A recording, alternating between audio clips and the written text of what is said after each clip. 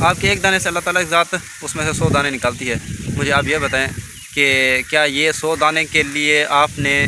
کوئی ایسی چیز ڈالی تھی جو اللہ تعالیٰ کی ذات اگر نہ کرتی تو آپ کو 100 دانہ اگاتا؟ السلام علیکم ورحمۃ اللہ وبرکاتہ۔ میں ابھی اس ٹائم گندم کی فصلوں کے درمیان کھڑا ہوں اور آپ لوگ دیکھ رہے ہیں کہ اوپر بھی جو ہے وہ بھی بادل منڈلا رہے ہیں، اور اس کے علاوہ جو ہے وہ آج صبح بھی بارش ہوئی تھی، پوری رات جو ہے وہ بارش ہوتی رہی، اور اس کے ساتھ ہے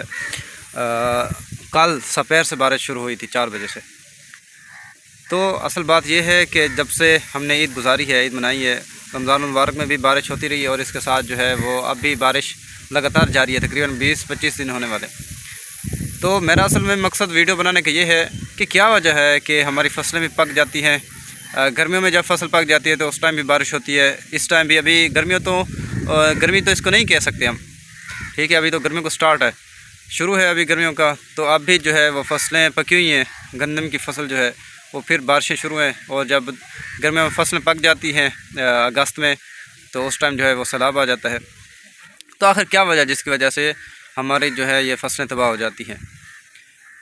جہاں تک میں سمجھتا ہوں، اور احادیث میں قرآن پاک میں بھی یہ ثبوت ملتے ہیں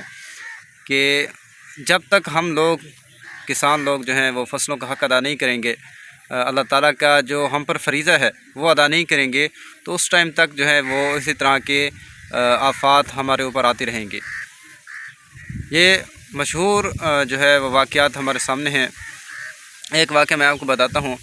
کہ ایک دفعہ ایک بزرگ جا رہے تھے اور اس نے آواز سنی کہ بادل سے آواز آتی ہے، کوئی کہنے والا بادل کو حکم دیتا ہے کہ جاؤ اور اس جو ہے وہ شخص کے باغ کو سیراب کر دو۔ وہ بزرگ یہ واقعہ سن رہا تھا، وہ بڑا پریشان ہوا اور حیران ہوا کہ آخر یہ کیا ماجرا ہے کہ باقی جو ہے جتنی بھی فصلیں ہیں ان کو حکم نہیں ہوا، بادل کو حکم نہیں ہوا کہ ان کو سیراب کرو، لیکن ایک شخص کے بارے میں حکم ہوا ہے کہ اس کو سیراب کرنا ہے، اس کے باغ کو، اس کی فصلوں کو۔ تو اس مالک کے پاس وہ بزرگ گئے اور اس سے پوچھا کہ آخر تم ایسا کون سا عمل کرتے ہو جس کی وجہ سے بادل کو حکم ہوا ہے کہ تمہارے ہی جو ہے وہ اس کو سیراب کرنا ہے، فصلوں کو سیراب کرنا ہے، باغ کو سیراب کرنا ہے؟ اس نے کہا جب بھی میری فصل ہوتی ہے تو میں اس کے 3 حصے کرتا ہوں، ایک حصہ اپنے لیے، ایک حصہ اللہ تعالیٰ کے لیے، یعنی مخلوق خدا کے لیے، یعنی زکوٰۃ اور عشر نکالتا ہوں، اور اس کے علاوہ ایک جو حصہ ہے وہ بیج کے لیے جو ہے میں رکھتا ہوں، یعنی 30 حصے مخصوص کرتا ہوں۔ اس کے علاوہ ایک اور واقعہ بھی مشہور ہے، صحیح مسلم میں یہ واقعہ درج ہے، اور قرآن پاک میں بھی اس کا غالباً ذکر ملتا ہے کہ کچھ بھائی تھے، غالباً 2 یا 3 بھائی تھے، انہوں نے کیا کیا کہ جب ان کے باغات پک گئے تو انہوں نے اگلے دن فیصلہ کیا کہ ہم نے جو ہے وہ باغ کا پھل کاٹنا ہے، تو صبح سویرے ہی آئیں گے، منہ اندھیرے آئیں گے اور جو ہے وہ پھل لے کر چلے جائیں گے، کسی غریب کو ہمیں پھل نہیں دینا پڑے گا۔ تو اللہ تعالیٰ نے ایسا کیا کہ جیسے ہی انہوں نے یہ ارادہ کیا کہ کسی غریب کو پھل نہیں دیں گے، تو اللہ تعالیٰ کی ذات نے راتوں رات اس پر بجلی گرائی یا جو کچھ بھی کیا، اس کو راتوں رات باغات کو، ان کی فصلوں کو تباہ و برباد کر دیا۔ اور جب یہ لوگ صبح سویرے منہ اندھیرے آئے پھل لینے کے لیے کہ غریبوں کو نہیں دیں گے، لیکن آگے جو دیکھتے ہیں کہ وہ آگے ان کا باغ ہی سارا راکھ کا ڈھیر بن چکا ہوتا ہے۔ تو یہ ایک مثال ہوتی ہے، اللہ تعالیٰ کی ذات ہمیں دکھاتی ہے کہ اگر تم لوگ اللہ تعالیٰ کا جو ہے وہ عائد کردہ فرائض سے منہ موڑو گے تو تمہارے ساتھ ایسا ہی کام کیا جائے گا۔ لیکن یہ میری بات خیال سے سنیں کہ اگر ہمارے اوپر آج کل دنیا میں اگر یہ عذاب نہیں آتا تو اس کی یہ وجہ ہے کہ ہم پر نبی صلی اللہ علیہ وسلم کی رحمتیں ہیں، برکتیں ہیں، دعائیں ہیں، اسی وجہ سے ہم عذاب سے بچے ہوئے ہیں۔ لیکن میری یہ بات آپ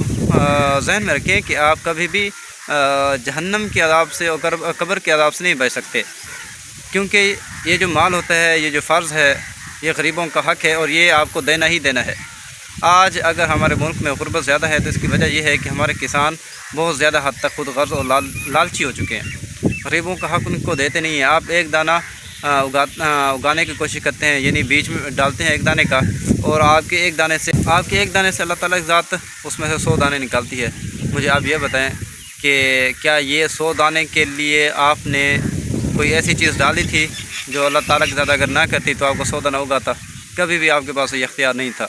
کہ آپ ایک دانہ ڈالیں اور 100 دانے اگائیں۔ یہ اللہ تعالیٰ کی ذات کا ایک اپنے اوپر احسان سمجھیں کہ اللہ تعالیٰ ہم سب کو جو ہے وہ رزق دیتے ہیں اور بے بہا دیتے ہیں، کبھی بھی حساب نہیں لیتے، لیکن جو عائد کردہ ہمارے اوپر فرائض ہیں وہ تو ہم نے ادا کرنے ہیں ہر صورت، اس کے لیے تو کسی بھی بڑے سے بڑے شخص کو جو ہے وہ معافی کی گنجائش نہیں ہے۔